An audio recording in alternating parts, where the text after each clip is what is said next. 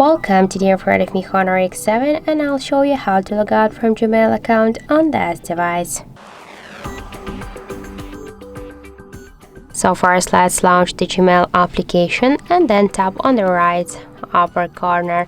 After that we can see that we are logged in into two accounts at the same time, and if you want to log out from one from these accounts, you should click to manage accounts on this device, tap to Google and select one from these two accounts. For example, let's use the second one, and just to log out from here you should just tap to remove and confirm your action by click again to remove button, and then just go back to the application.